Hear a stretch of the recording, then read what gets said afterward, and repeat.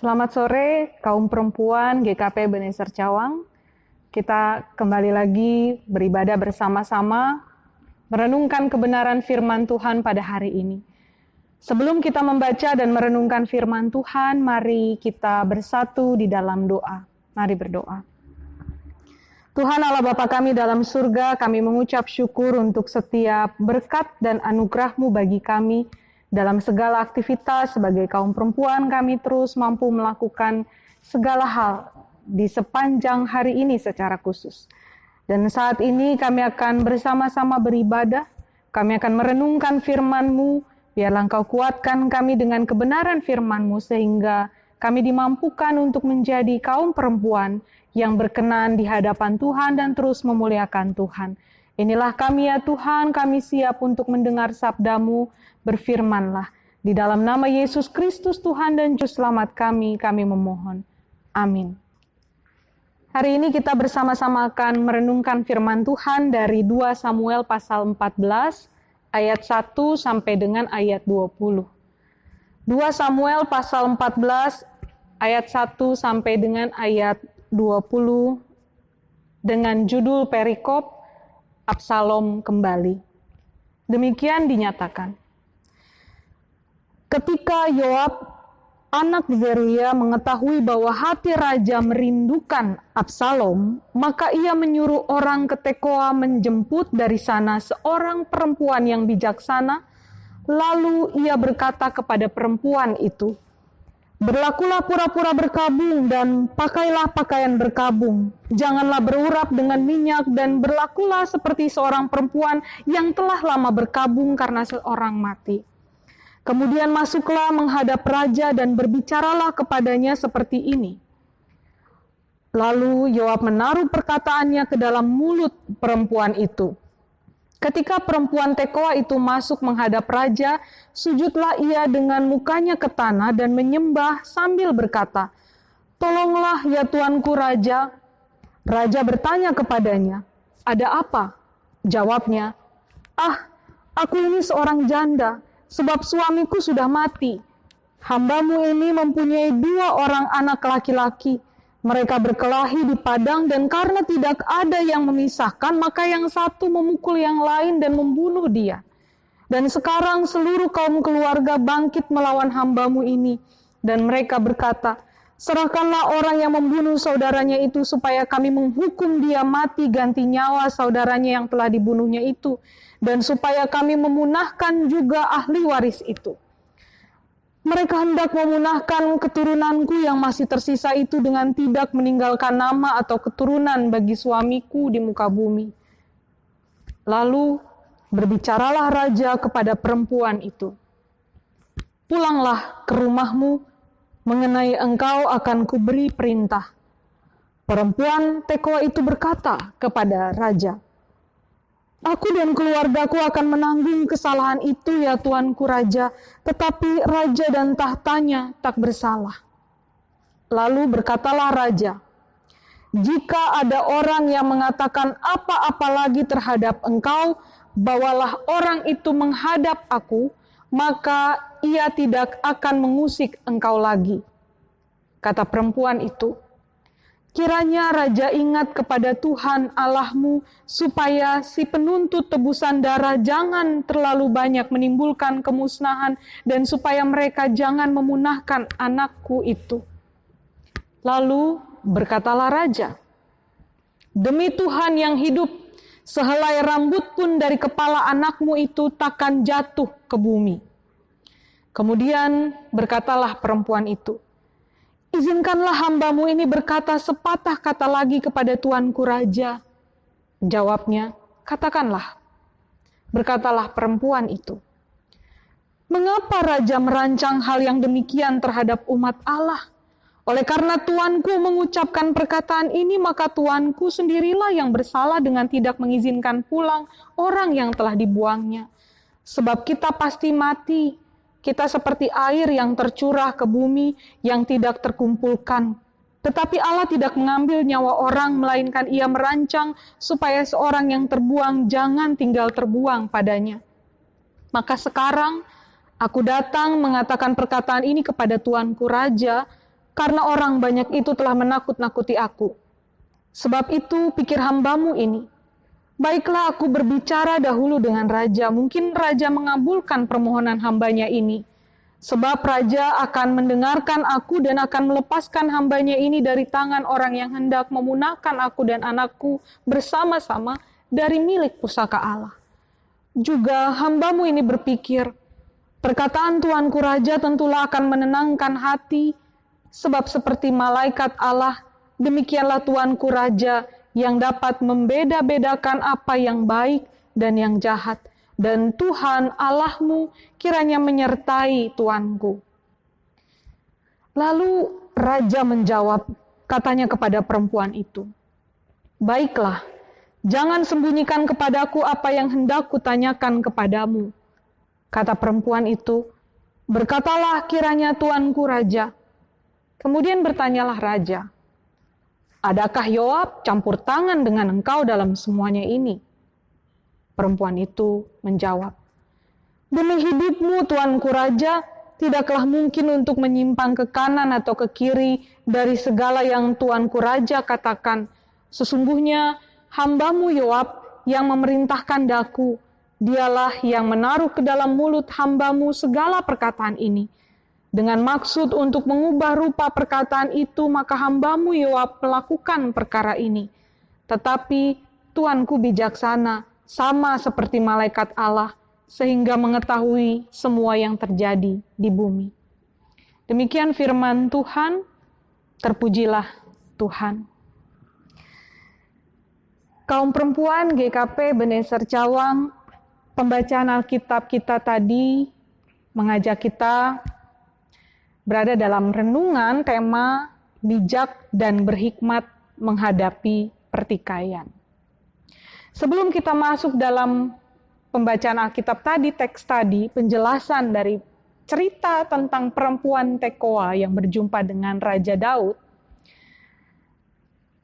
saya mau menyatakan begini, ada pernah orang yang mengungkapkan bahwa perempuan itu bicara lebih banyak dari laki-laki. Bahkan ada yang menyebut perempuan berbicara 20.000 kata per hari, sedangkan laki-laki 7.000 kata. Ini memperkuat klaim bahwa perempuan itu cerewet. Dan banyak sekali kan kita sering mendengar pendapat-pendapat soal ini. Tapi kaum perempuan GKP Beneser Cawang, tahukah dari mana pendapat soal itu? Jadi sebetulnya analisa ini atau pernyataan ini tidak berdasarkan penelitian. Jadi ini hanya ungkapan dari seorang evangelis, seorang penginjil, seorang pendeta yang bernama James Dobson. Pelayanannya adalah fokus pada keluarga di Amerika Serikat, pelayanannya, dan dia termasuk dalam kategori kelompok Kristen sosial konservatif di Amerika Serikat. Dia mengungkapkan pendapat ini, pernyataan ini bahwa perempuan kata yang diucapkan 20.000 sehari sedangkan laki-laki hanya 7.000 begitu. Itu tahun 1987. Dan sampai saat ini kita masih sering mendengar argumen bahwa perempuan itu lebih cerewet daripada laki-laki. Padahal ada salah seorang psikolog bernama Dr. Matthias Ermel, seorang profesor psikologi di Arizona University Amerika Serikat, dia membantah tanggapan itu, ungkapan itu. Dia melakukan penelitian, dan ini benar-benar penelitian. Menurutnya tidak ada dasar yang kuat hasil riset untuk membuktikan hal tersebut. Karena ketika dia melakukan penelitian, dia melakukan penelitian dengan menggunakan ada yang namanya electronically activated recorder untuk menangkap berapa kata yang diungkapkan perempuan sehari dan berapa kata yang diungkapkan oleh laki-laki sehari. Dia melakukan penelitian itu kepada 210 perempuan dan 186 laki-laki. Hasil penelitiannya membuktikan bahwa perempuan berbicara 16.215 kata per hari, sementara laki-laki bukan 7.000, tapi 15.669 kata per hari. Perbedaannya nggak sejauh seperti yang dikira orang selama ini bahwa perempuan 20.000 kata lalu laki-laki 7.000 kata. Enggak. Sama. Perbedaannya hanya sedikit dan perbedaan itu justru lebih cenderung pada karakter sifat orang itu. Misalnya kan kita mengenal ada karakter orang yang melankolis, ada yang sanguinis begitu.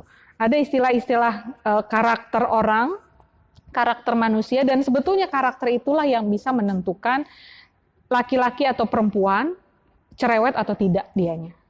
Jadi bukan soal gender, bukan soal jenis kelaminnya laki-laki, jenis kelaminnya perempuan, lalu mengelompokkan yang perempuan lebih cerewet daripada laki-laki, enggak. Maka apa sih sebetulnya yang mau kita pelajari?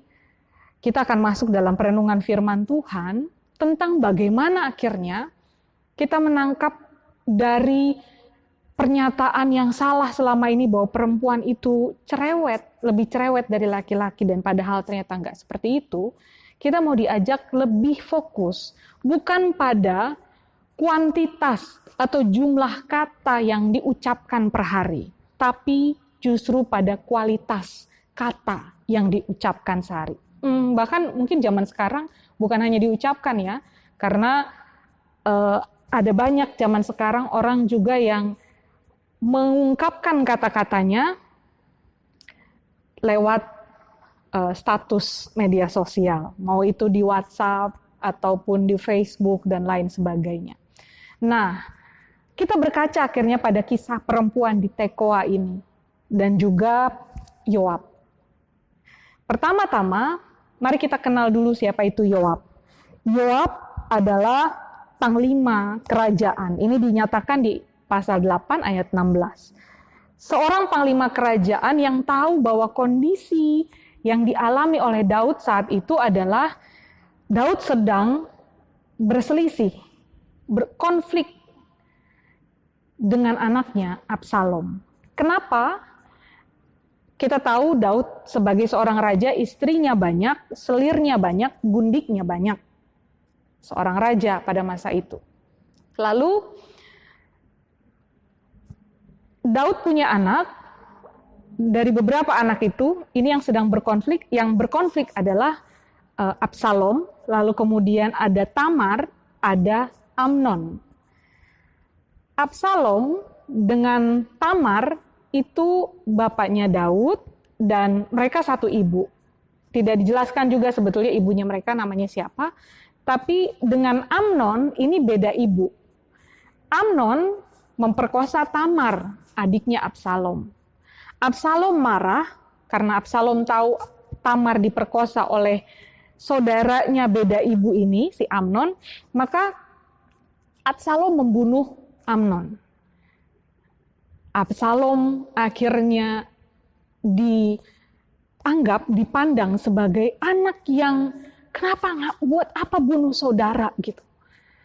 Daud melihat bahwa Absalom itu tidak baik. Dia sebetulnya Daud memandang bahwa Absalom itu melakukan kejahatan yang besar. Tapi Daud memang tidak pernah membela secara spesifik, dijelaskan di Alkitab, Daud tidak pernah begitu spesifik membela Tamar. Jadi sepertinya Amnon dibiarkan saja, ketika sudah memperkosa Tamar, ya sudah begitu.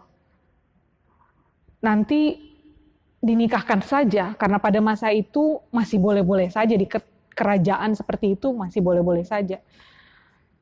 Tapi ketika Absalom membunuh Amnon, Daud marah sekali, dan itu yang membuat akhirnya Daud memberi perintah bahwa siapapun yang bertemu dengan Absalom, jadi Absalom diusir dari kerajaan, siapapun yang bertemu dengan Absalom, Absalom harus dihukum, harus dibunuh, begitu. Sehingga Absalom memang kabur, dia keluar dari istana, dia pergi jauh dari istana. Setelah 3 tahun, kemudian Daud kangen. Dan itu dilihat, dicermati, ditangkap oleh Yoab ini, panglimanya ini. Panglimanya ini tahu, si Yoab tahu bahwa Daud itu sebetulnya rindu kepada anaknya. Biar bagaimanapun juga jahatnya si Absalom, nakalnya si Absalom, sebagai orang tua Daud pasti tetap kangen. Daud pasti tetap sayang. Hanya karena posisinya sebagai seorang raja, dia harus berlaku adil. Hukuman juga harus tetap dinyatakan kepada anaknya. Jadi kalau dia sudah memberikan hukuman, dia tidak boleh melanggar begitu, karena statusnya sebagai seorang raja. Ketika Yoab yang tahu kondisinya Daud yang rindu pada anaknya Absalom itu, disinilah pada akhirnya Yoab mulai mencari perempuan dari Tekoa, namanya tidak disebutkan siapa. Perempuan dari Tekoa ini yang dipandang sebagai perempuan bijaksana. Biasanya perempuan yang dipandang bijaksana adalah perempuan yang, atau bukan hanya perempuan ya, orang yang dipandang bijaksana adalah orang yang memang bisa menyatakan sikap dan juga perkataan yang tepat, yang baik, yang menenangkan, mendamaikan. Orang yang bijaksana akan dipandang seperti itu. Begitu pula dengan perempuan dari Tekoa ini. Makanya Yoab datang mencari perempuan di Tekoa, perempuan bijaksana ini, dan meminta perempuan dari Tekoa ini untuk berjumpa dengan Daud, datang ke istana, lalu acting lah gitu. Diminta untuk si perempuan dari Tekoa ini acting, seolah-olah persoalan Daud mengenai anaknya, Absalom dan Amnon, itu menjadi bagian dari cerita yang nanti disampaikan oleh si perempuan dari Tekoa ini. Jadi perempuan dari Tekoa ini pura-pura kayak punya anak 2 berantem begitu. Nah itu yang disampaikan. Perempuan dari Tekoa ini memang betul melakukan persis seperti apa yang disampaikan oleh Yoab. Yang menariknya, ibu-ibu yang dikasihi Tuhan, dari pembacaan Alkitab kita saat ini, kita melihat bahwa persoalan Daud, konflik antara bapak sama anak, begitu diperhatikan oleh Yoab. Dalam cerita pembacaan Alkitab tadi kita melihat Daud pada akhirnya memang tahu bahwa Yoablah yang menyuruh perempuan dari Tekoa itu. Dari cerita ini setidaknya ada 2 hal yang bisa kita pelajari. Yang pertama, baik perempuan dari Tekoa, perempuan, dan juga laki-laki, Yoab, panglima tentara Raja Daud, mereka berupaya untuk menjadi penengah. Ketika tahu ada konflik yang sedang terjadi, ada persoalan, ada masalah, ada pertikaian, mereka berusaha untuk menjadi penengah. Dalam penjelasan perempuan itu disebutkan bahwa anak-anak yang berkelahi itu tidak ada yang memisahkan. Ini sesungguhnya merupakan sindiran sekaligus peringatan pada Daud bahwa anak-anaknya yang berkelahi semestinya dipisahkan atau didamaikan sebelum konfliknya menjadi semakin panjang. Dengan demikian, konflik tidak semakin meluas dan memang dibutuhkan keberanian untuk bisa melerai orang yang sedang bertikai, berkelahi. Lalu yang kedua, jadi selain menjadi penengah, yang kedua adalah baik Yoab maupun perempuan dari Tekoa itu, mereka menyelesaikan masalah dengan bijak dan berhikmat. Gimana cara mereka menyelesaikan masalah dengan bijak dan berhikmat? Yang pertama, dari sisi Yoab. Yoab belajar untuk memperhatikan dengan cermat kondisinya Daud. Orang yang sedang bertikai. Dia tahu kan butuh waktu 3 tahun. ibu-ibu yang dikasihi Tuhan, kadang kalau sedang berkelahi, kita berkonflik dengan seseorang atau mungkin anak kita gitu. Anak ibu-ibu yang sedang berkelahi lalu mau didamaikan, bisa memang dalam waktu itu bisa berdamai. Tapi biasanya kalau sudah semakin besar, makin remaja, lalu pemuda, kalau mereka berantem kadang memang butuh waktu, sehari, 2 hari, 3 hari. Nah, Yoab melihat bahwa prosesnya Daud ketika sedang bertikai dengan anaknya sendiri Absalom, itu nggak bisa langsung didamaikan pada hari itu juga.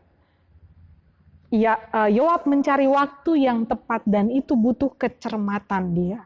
Maka dia memperhatikan dengan cermat kapan kira-kira Daud bisa ada dalam kondisi perlu pemulihan, perlu berdamai dengan anaknya. Jadi pertama dia memperhatikan dengan cermat, lalu yang kedua yang jelas Yoab mengasihi Daud, peduli pada Daud. Itu sebabnya juga dia mencari orang yang kira-kira bisa membantunya. Maka yang ketiga, dia mencari orang yang bisa membantu. Karena belum tentu dia bisa membantu Daud memulihkan relasinya dengan anaknya. Nah, ibu-ibu yang dikasihi Tuhan, kadang kita juga butuh orang lain untuk memperbaiki atau menyelesaikan konflik, menyelesaikan masalah. Masalah suami istri, kadang kita butuh juga orang lain. Masalah anak-anak, kadang bukan kita, bukan orang tua sendiri, tapi mungkin bisa minta tolong tantenya, bisa minta tolong sepupu, atau siapapun begitu. Kadang kita butuh orang lain untuk mendamaikan. Kita juga perlu cari waktu yang tepat untuk mendamaikan orang. Seperti Yoab, tadi butuh waktu 3 tahun untuk melihat, oh Daud setelah 3 tahun ini baru kemudian kelihatan kayaknya dia rindu pada anaknya. Yang kelima, kata-kata yang tepat dan menenangkan hati. Nah ini yang poin penting. Kalau tadi 2000 katanya ya, 2000 kata sehari perempuan mengucapkannya begitu, sementara laki-laki 7000, dan kemudian dibantahkan bahwa sebetulnya yang perlu diperhatikan bukan persoalan jumlah kata, tapi bagaimana menggunakan kata-kata itu. Bukan soal kuantitasnya, tapi soal kualitasnya. Kita perhatikan apa yang diucapkan oleh perempuan dari Tekoa itu. Di ayat 17 dan juga di ayat 20, perempuan dari Tekoa itu justru mengungkapkan, Daud, Raja, engkau ini seperti malaikat, engkau tahu segala yang baik dan yang tidak baik, gitu. Jadi saat Daud sedang ada dalam konflik, tentunya emosinya sedang tinggi. Ketika perempuan Tekoa itu datang, dia tahu bahwa dia harus menggunakan kata-kata yang baik, kata-kata yang positif. Maka kalau kita menggunakan kata-kata yang baik untuk menenangkan orang lain yang sedang bertikai, kata-kata yang positif, pasti keadaan akan lebih aman. Jangan, kalau misalnya begini, kita mau membantu orang lain untuk bisa, yang sedang bertikai itu bisa berdamai lagi. Tapi kita bilang, harusnya kamu jangan begitu, harusnya kamu begini. Gitu. Itu tentu bukan bijaksana, bukan kata-kata yang bijak untuk diutarakan. Tapi kita perlu mengungkapkan bahwa engkau baik, engkau itu orang yang baik. Kalau kamu itu orang yang baik, maka saya yakin kamu pasti bisa berdamai dengan anakmu. Kira-kira seperti itu kalau rasakan saat ini. Perempuan Tekoa ketika meminta Daud untuk berdamai dengan Absalom. Nah, ibu-ibu yang dikasihi Tuhan, kaum perempuan yang dikasihi Tuhan, kadang kita juga berhadapan dengan situasi ketika kita mau membantu orang lain untuk berdamai, kita sudah menggunakan kata-kata yang positif, tapi upaya kita ternyata tidak diterima. Kita yang harus belajar juga untuk menenangkan hati. Kondisinya Daud memang pada akhirnya Daud menerima, Tapi ini bukan perkara yang mudah juga kalau kita lakukan. Selama yang paling penting adalah kita ingin supaya bisa menjadi penengah pada konflik yang terjadi, pertikaian yang terjadi di antara orang-orang di sekitar kita, kita membantu mereka, lakukan yang terbaik. Tapi kalau tidak bisa, ya sudah, tidak masalah. Jangan dipaksa, karena yang paling penting tadi, kita cermat menggunakan kata-kata. Termasuk seperti yang saya sebut tadi, kalau kita sedang bertikai misalnya, mari kita belajar dari Daud juga. Yang ketika dikasih masukan oleh orang lain, Daud belajar untuk menerima, dan memang seperti judul perikopnya, Absalom kembali. Karena cerita selanjutnya mengungkapkan Absalom kembali dan diterima oleh Daud. Ibu-ibu yang dikasihi Tuhan, kita belajar bahwa di tengah kecanggihan teknologi sekarang, kalau seandainya kita juga bertikai dengan orang lain, entah itu saudara kita sendiri, pasangan kita, anak, atau siapapun, gunakan kata-kata yang bijak, kata-kata yang baik. Apalagi ketika kita lihat ada banyak orang yang menggunakan media sosial sebagai media curhat. Kesal dengan seseorang, berkonflik dengan seseorang, entah itu teman, entah itu anggota keluarga sendiri, update status.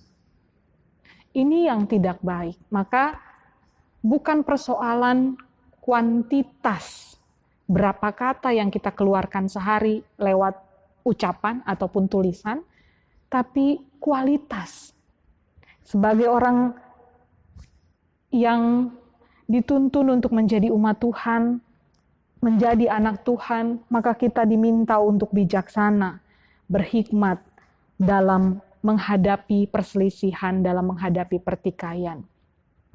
Mari kita menggunakan media sosial atau apapun dengan cara yang baik. Kita tidak menghakimi, tetapi tetap menyatakan apa yang benar dan yang hendak disampaikan dengan rendah hati, seperti yang dilakukan oleh perempuan dari Tekoa. Sampaikan pula di waktu yang tepat, bukan saat sedang emosi, melainkan ketika emosi sudah reda, seperti yang dilakukan Yoab dan perempuan Tekoa kepada Daud. Sampaikan dengan ketulusan hati, sebab yang berasal dari hati akan sampai pula pada hati seseorang yang hendak kita ajak bicara, baik mereka yang sedang berkonflik atau kita yang berkonflik dengan mereka. Maka hari ini kita belajar dari firman Tuhan, jadilah perempuan-perempuan yang bijak dan berhikmat dalam menghadapi berbagai macam pertikaian, baik pertikaian orang lain ataupun pertikaian yang kita alami sendiri. Tetaplah bijaksana di dalam Tuhan, mintalah hikmat dari Tuhan. Kiranya Tuhan menolong dan memampukan kita semua. Amin. Mari kaum perempuan GKP Ebenezer Cawang kita bersatu di dalam doa syafaat, dan akan kita akhiri dengan mengucapkan doa Bapa kami bersama-sama. Mari kita bersatu dalam doa. Tuhan Allah Bapa kami dalam surga, kami bersyukur untuk kekuatan yang Kau nyatakan kepada kami, untuk hikmat yang Kau berikan kepada kami melalui firman-Mu, agar kami juga bijaksana dan berhikmat di dalam menghadapi pertikaian, seperti Yoab dan perempuan dari Tekoa. Maka saat ini kami berdoa untuk setiap umat-Mu, anak-anak-Mu yang sedang menghadapi konflik, yang sedang bertikai. Tuhan kiranya berikan kedamaian di hati mereka, sehingga mereka mampu bijaksana di dalam menghadapi situasi yang mereka alami. Mereka dapat mempergunakan kata-kata dengan baik, dengan bijak, pada waktu yang tepat. Baik ketika mereka mengungkapkannya lewat ucapan, ataupun lewat tulisan. Tuhan kiranya terus berikan hikmat bagi kami semua, khususnya kaum perempuan GKP Ebenezer Cawang. Maka lewat firman-Mu, kami diingatkan untuk menjadi anak-anak-Mu yang bijaksana. Mampukanlah kami ya Tuhan. Kami berdoa pula pada saat ini untuk Komisi Pelayanan Perempuan. Setiap fungsionarisnya, berkatilah ya Tuhan, sehingga mereka juga boleh sehati, sepikir, sejiwa, setujuan untuk memuliakan Tuhan lewat pelayanan yang dapat mereka lakukan.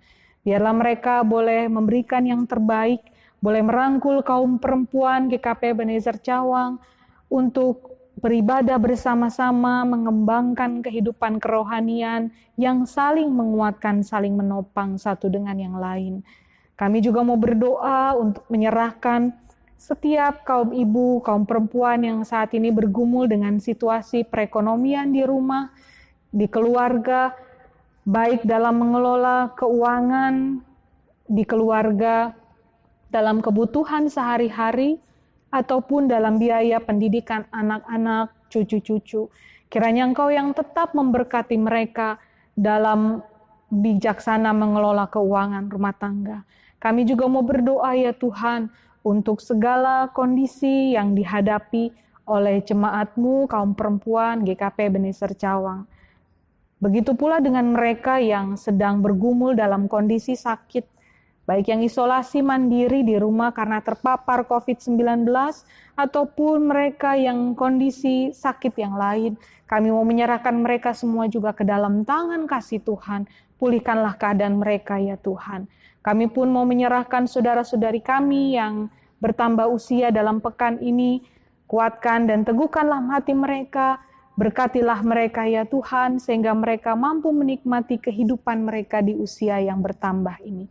Kami juga mau menyerahkan persekutuan gereja kami, GKP Ebenezer Cawang, dalam setiap bentuk pelayanan.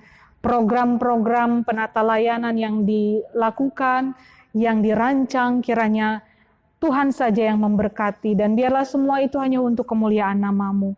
Kami juga mau berdoa dan menyerahkan kehidupan kami bersama dengan lingkungan masyarakat. Tuhan berkati para pemimpin bangsa kami dari pemerintahan pusat sampai daerah dalam mereka melakukan berbagai hal untuk menata kehidupan masyarakat di tengah situasi pandemi saat ini. Kami berdoa untuk kaum perempuan yang menghadapi situasi mereka menjadi korban kekerasan dalam rumah tangga, mereka yang menjadi korban pelecehan seksual, mereka yang menjadi korban human trafficking, bahkan berbagai hal yang mereka alami. Kami mau berdoa dan menyerahkan mereka agar Tuhan kiranya menguatkan mereka, mampukan mereka untuk mereka tetap bisa menatap hari depan, bahwa Tuhan tetap merancangkan hal yang terbaik untuk masa depan mereka. Kami juga mau menyerahkan kebersamaan kami dalam lingkup ekumenis, baik dalam berbagai bentuk pelayanan bersama dengan gereja-gereja lainnya di lingkup klasikal, sinodal, BKS, WKI, bahkan juga dalam berbagai bentuk pelayanan lainnya bersama dengan gereja-gereja lainnya pula. Kami serahkan seluruh kehidupan kami, doa dan pengharapan kami ini hanya di dalam nama Tuhan kami Yesus Kristus. Dan bersama-sama kami akan berdoa Bapa kami demikian. Bapa kami yang ada di surga, dikuduskanlah nama-Mu. Datanglah kerajaan-Mu, jadilah kehendak-Mu di bumi seperti di surga. Berikanlah kami pada hari ini makanan kami yang secukupnya. Dan ampunilah kami akan kesalahan kami, seperti kami juga mengampuni orang yang bersalah pada kami. Dan janganlah membawa kami ke dalam pencobaan, tetapi lepaskanlah kami dari yang jahat. Karena Engkaulah yang punya kerajaan, kuasa, dan kemuliaan sampai selama-lamanya. Amin. Kaum perempuan GKP Ebenezer Cawang, arahkanlah hati kepada Tuhan dan terimalah berkat Tuhan. Kasih karunia Allah Bapa di dalam Yesus Kristus dan kuasa persekutuan Roh-Nya yang kudus kiranya menyertai saudara-saudari dari saat ini sampai selama-lamanya. Amin. Kebaktian selesai. Silakan mengambil saat teduh. Tuhan Yesus memberkati.